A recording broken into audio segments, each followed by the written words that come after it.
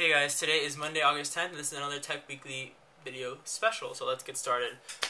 If you've been listening to the news lately, or if you're even, remotely interested, you might know that the Chinese are a little bit too strict in their regulating internet addictions, or in their treatment of it. This poor kid in China named Deng Shenshan was kind of the example of this. Well, his death was, anyways. He checked in on Sunday due to his dad, because he was an internet addict, well, classified as an internet addict in China, since apparently that's a highly populated group in China. A bunch of them are addicted to the internet, apparently. His father was worried about him. His father's name is Deng Fei. He had paid 7,000 yuan, or which is equivalent to 605 British pounds, to send him to this camp for a month in order to ease his addiction. Little did he know that he was sending his son to his deathbed, really. Apparently they're a little too strict in their treatments. For example, in this particular camp, or in most of them, I think, they try to substitute your time that you usually spend in front of the computer on the internet by doing physical labor such as running or jogging or just toiling at their feet, doing their will, really. They're quite brutal according to the news article, which you can find on telegraph.co.uk or on pretty much any other news-related website.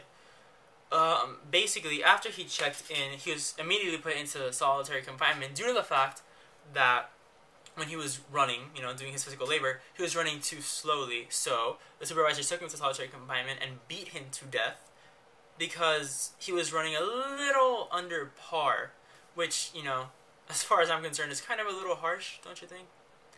But yeah, previously in the past couple of weeks, they were also using electroshock therapy in order to ease this addiction and get people off of the internet, which obviously didn't work. So the Chinese government found out, and they're now prohibiting it and cautioning it quite severely to any camp who attempts to do this.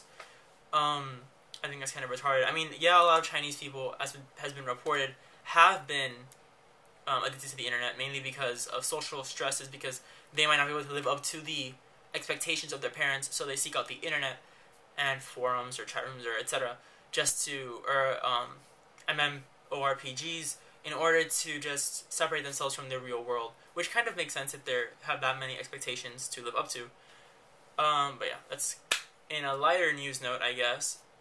All you guys with an iPhone who want Google Voice will be a little happier, because even though the iPhone app is still rejected from the Apple App Store, Google has found a workaround around it. Of course they have, because they're Google. So what are they doing? Well, what they're doing is they're making a web app for it. It's not out yet, so, keep it in your pants. But basically what they're doing is organizing it so everything that was going to be in the app will be in your iPhone Safari web app. So you'll be able to call from your Google Voice number to the web app, text, look at your voicemails, etc. Everything you'd be able to do if you had an app. And even more so, you can, of course, bookmark that specific link or website to your home screen, and it will look like the icon as if it were the app, which they were going to release, and Apple blocked. So this is a nice workaround if you really wanted it. But is it something that should be permanent? I mean, don't you think that they should actually allow the application to run normally as an actual app in their app store? What do you think? Do you think that you'll settle for this web app forever? Don't you think you'll get tired of a web app and want an actual native application on your phone? And more so, in light of the previous Chinese news that I had mentioned, do you think that this sort of method in correcting internet addiction is right to be proceeded upon like this in the whole nation?